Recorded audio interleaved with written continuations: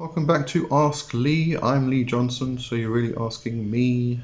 And we've got two questions today from, missed it now, Richard and Linda Green. There we go. Alright, so we're going to get straight into those. If you do have questions, please leave them in the comments and I will add them to the list and I'll answer them on this Ask Lee segment. Okay, so let's get into those questions. Welcome to my channel.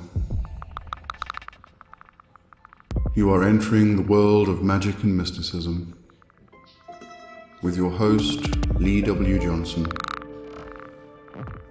Keep the lights on and help improve the channel by becoming a supporter for just $2.99 per month. Hit the join button. Alright, so the first question is from Richard Gartner. Not fond of the Archangels, so don't work with them. As they represent the elements, is it the same as invoking the four kings of hell? Well, I wouldn't. Bit of a contradiction there. You don't want to work with the Archangels, but you call them the four kings of hell. But I do get what you mean. So I wouldn't call them the four kings of hell myself. I would call them the four elemental kings, and five if you include spirit. So the next, actually, you might want to stick around for the next question as well. There's a bit in there about the elements themselves, the alchemical elements.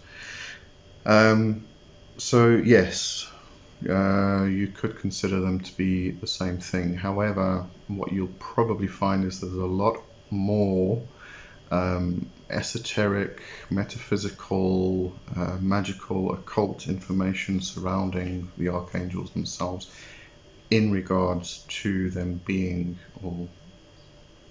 associated with the alchemical elements. You know, when we come into demonolatry and we talk about the four elemental kings, that varies.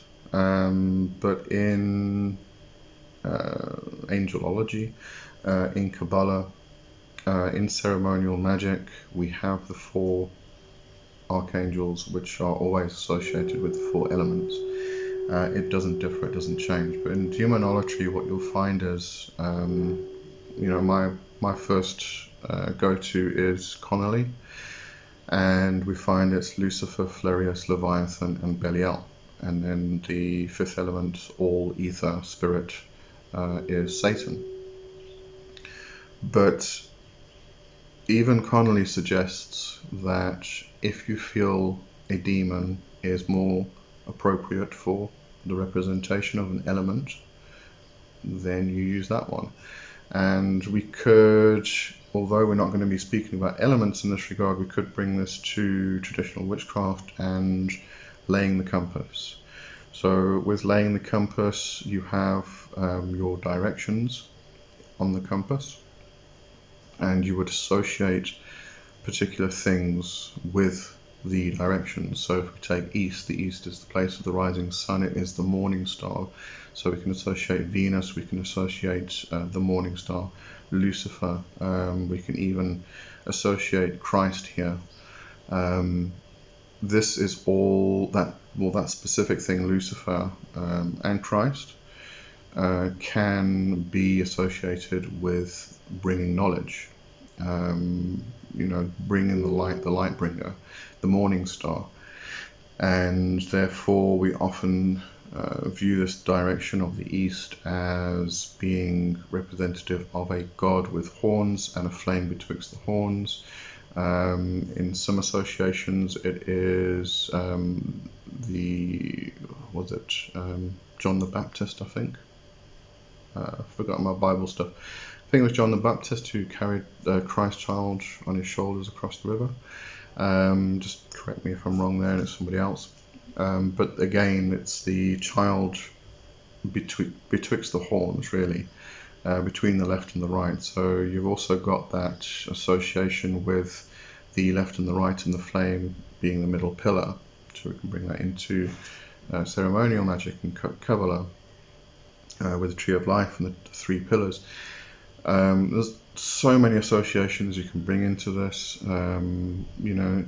It's the place where the barge of the sun rises and starts the new day. So on an elemental basis, we could associate that with fire, and a lot of traditional witches would associate that direction with fire. Whereas in a ceremonial magic approach, and this includes demonolatry a lot of the time, not all the time, the position, the elements around the circle change, but it's often associated with air, because air blows the sun into the sky. So, we can take all of this and we can associate things which are personal to us. So when it comes to the 4 elemental kings, it doesn't matter what you put in that quarter, as long as it has a personal association with you. So if you are placing air in the east and a completely different spirit to the usual Lucifer creates more of an association for you, then you put that spirit in there. But this is why what I'm trying to say is that compass, it's about laying the compass. That's why I brought traditional witchcraft into this, because the idea of laying the compass and setting out the directions and setting out the associations, the mythical lands, the spirits which are in that direction, in that land itself, becomes quite important in this aspect, because we are laying the compass. We are figuring out those personal associations for us.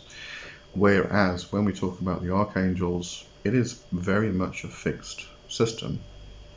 We have 4 archangels, Raphael, Michael, Javriel, Uriel, in those 4 directions, and that doesn't change. So, when we talk about the 4 kings of hell or the 4 elemental kings, it's not a fixed thing. Just remember that. But yes, various things can represent the different elements in that regard. Okay. So let me get to the next question, which was a bit of a big one, actually. Okay, so this is from Linda Green. Who is Yahweh? I have seen him described by some in Left Hand Path as a false god that imprisons mankind or holds humanity back from ascension. Is this correct? Also, is Yahweh the same as Source, the creator entity? Thank you. Okay. Alright, when it comes to Yahweh, huge topic. In fact, you could take just Yahweh and you could make this a lifelong study. So Yahweh is also often called Jehovah. Yahweh is also the Tetragrammaton, the ineffable name of God, Yod-Heh, Vav-Heh. So depending on the person you're talking to, you're going to get a lot of different interpretations. A lot of left-hand people do say that Yahweh was the desert god of the Israelites, and when the Israelites were escaping the Egyptians, it was Yahweh who took them into the desert for 40 years. And because of that, at that point, a lot of people will say that Yahweh is therefore a jinn, because it was a spirit which took this nation into the desert, and then they had to take the spirit out of the desert.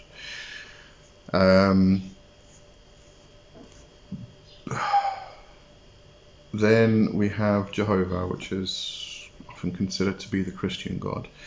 And when we talk about the Christian God, we could then bring interpretations of the Christian God being an egregore. So that spirit that took the Israelites into the desert can be said to be different to the Christian God that is being worshipped today. Many will disagree. I get that. I understand that. That's fine. there are interpretations upon interpretations upon interpretations when it comes to this stuff. So we have all of these different things which get associated with this name of Yahweh. So when it comes to a lot of people who follow the left-hand path, they will say that Yahweh is that how did you put it, false god that imprisons mankind, because they associate it with the modern Christian God. And when we look at Christianity in general, and you've got to make sure we are, you're following the idea that I'm saying general, that Christian God is not a good God. It is not a kind God. It is not a loving God. It is a jealous God. It gave commandments about following only it, because it is the only God there is, or should be, in those people's lives. And that is why I consider that particular God to have been Jinn, a spirit which is jealous, wanted to control the people that it saved. But at the same time, when we come to Yahweh as being Yod-Heh Vav-Heh, the ineffable name of God, Tetragrammaton, there is a whole load of lore regarding that. Yod-Heh Vav-Heh is one of the names of God, and God in this particular instance being that all and nothing, that everything and nothing, that which is power, that which is force, that which is, I've explained this a lot, the everything and the nothing. So everything we can perceive and everything which is between that. Trying to explain this is going to get a lot of people going, oh, you said this, you said that, and it's again coming back to interpretation. So this particular Yod-Heh Vav-Heh, we can, as I said, that particular thing can become a lifelong study, just that one name. There was actually an interesting thing in Lon Milo DeQuette's book, Chicken Kabbalah, when they talk about, because if I remember correctly, it's once a year.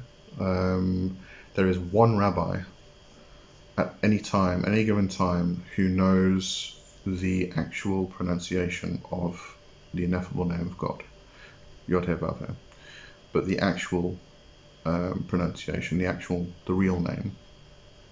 And once a year he will go, and I'm not sure how true the story is, from Lon Milo DeQuette's book, but goes into a particular synagogue, and the Ark of the Covenant is in there, and they will place their hands on the Ark of the Covenant, and they will resound the ineffable name of God. And in the book, it's explained that the Ark of the Covenant was really a battery. It pushed a current through it. So when you grab hold of the two angels, an incredibly powerful current of electricity flows through you. So when the rabbi is saying the ineffable name of God, it's more of a yell. That Yod-Heh, that. I think it was a pretty funny story, actually. But yeah. There's all this stuff around Yod-Heh Vav-Heh itself. I was taught when I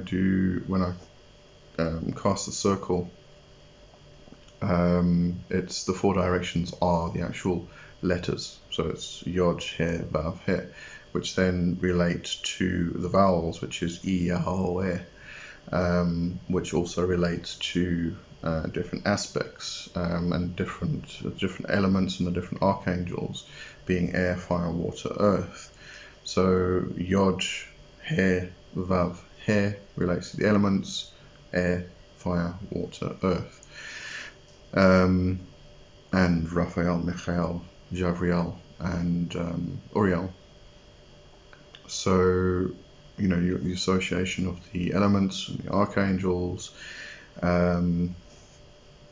so many associations. And going back to the Tetragrammaton, we know the Tetragrammaton from the Goetia. So what I'm actually trying to get across is the whole idea that yes, there are some people, a group of people who say that Yahweh is this false god, which is trying to imprison mankind, and that is kind of more of a reaction of the Jehovah that Christians speak of, and trying to say that their God is a horrible and evil God. Maybe, again, back to interpretations. Was this spirit that took the Israelites into the desert a horrible, evil God who was trying to imprison mankind? Even if it was a jinn, was it a false god? Why would we call it a false god? If we consider the spirits of the Goetia to be jinn, and a lot of those spirits in the Goetia are associated with gods and goddesses which were worshipped for thousands and thousands of years. Astaroth being associated with Ishtar, Inanna, and Astarte. Belial, Baal. We've got all of these spirits which are considered to be jinn. Those jinn spirits probably became gods and goddesses at some point, which we humans then started to worship over thousands, millennia. So if we were to say that Yahweh was a jinn spirit that took the Israelites into the desert in order to save them from the Egyptians who were trying to kill them, then why is it a false god? Because it's a jinn spirit which became a particular deity for a group of people. Is it trying to imprison mankind? That's just an interpretation of modern Christianity. And what was the other thing you said there? Hold humanity back from ascension.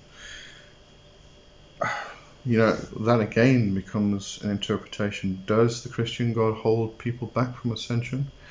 There is the idea that there is a person which intermediates between God and the people. So in that interpretation, yes, probably this modern Christian God is holding people back from ascension, because ascension is something very personal and something that they would need to do themselves. But the whole idea of Christianity, or at least it should be, is to find union with God, because that would come back to Judaic religion, of the Hebrew religion, and Kabbalah, where we are trying to bring ourselves into union, trying to bring ourselves into yog with the divine aspect, that everything and nothing, which is what every single religion and tradition and path is actually trying to do, but how they interpret that is slightly different. In the Christian faith, it is a separation, and it's an individualized being which you're trying to get to, whereas the separation isn't there. I've explained this in the previous video. The separation isn't there. It's already all with us, but we have to expand our awareness to it in order to unite with it. So again, interpretation upon interpretation upon interpretation. So we could go on and on and on trying to figure out what this spirit is, and will we be able to interpret it?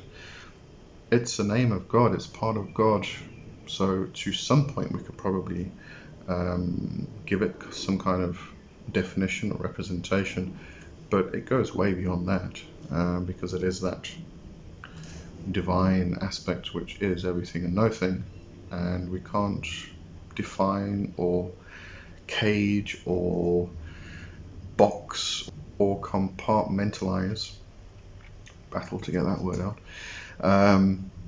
something so big. So expansive. So yeah. So I think what you'll find is the interpretation of one person's idea of Yahweh or Tetragrammaton or the ineffable name of God, Yod-Heh-Vav-Heh, Jehovah. Jehovah is actually originated from Germanic language, which I found quite interesting. But anyway, so one person's interpretation of this is going to be a reaction to a trauma, usually, and it's usually a trauma which came from their previous Christian background. So they take that idea of Jehovah, they find out that Jehovah is another name for Yahweh, which is another name for Yod-Heh-Vav-Heh, which is the ineffable name, Tetragrammaton, etc., etc., etc. And instead of exploring that further, they just have this immediate negative reaction, and they put up a wall and they will not explore it. But if we were to explore that further and go further into Kabbalah and go further into understanding this ineffable name, we unfold and uncover a lot of lore surrounding it, which extends into many, many, many things. So don't be afraid to explore. Don't be afraid to learn more. Don't put up brick walls just because somebody told you something. Don't put brick walls up just because you came from a background which had a particular interpretation, because that background, those people, that entire group could have been wrong. I remember right in the beginning when I was starting to learn witchcraft and I was going into neo-paganism and neo-Wicca and Scott Cunningham and Ray Buckland and all of those types of books. I came across the idea that the left-hand path is evil. This in the witchcraft community, in the neo-pagan community, not from the Christian community.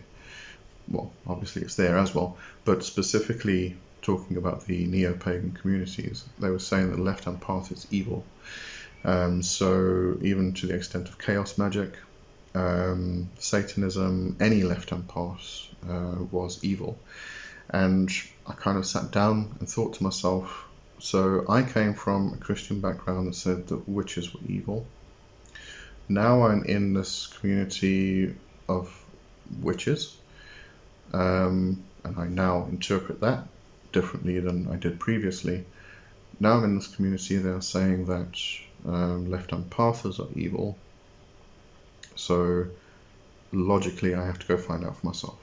I'm not going to listen to this group of people because they have an interpretation and they're stuck there. They're not going to move forward. That's what they've decided, and that's it. There's no more growth there. But I want to grow. So I'm not going to listen to anybody. I am going to go and find out for myself. And that's what you should do. Don't listen to anybody. Don't let anybody decide for you where the barriers are, where the walls get put up. You need to do that if you want to do it, and you shouldn't actually do it. You should not put those barriers and walls up. It should be a constant flow of constantly learning, constantly expanding, constantly growing. As soon as you put up a barrier and a wall, then you set it and that's it. You can break the wall down later on, you can carry on, that's fine, but you've got to keep that constant flow of knowledge and education and learning. Witches, when it comes to witches, we're constantly learning. That's all we do. So, keep doing that. I feel like I'm starting to ramble and rattle on now. So, I think that gives you an idea of my interpretation of this anyway. So, I'm going to leave it there. Okay, so have a great one. And I'll see you next week. Cheers for now. Bye-bye.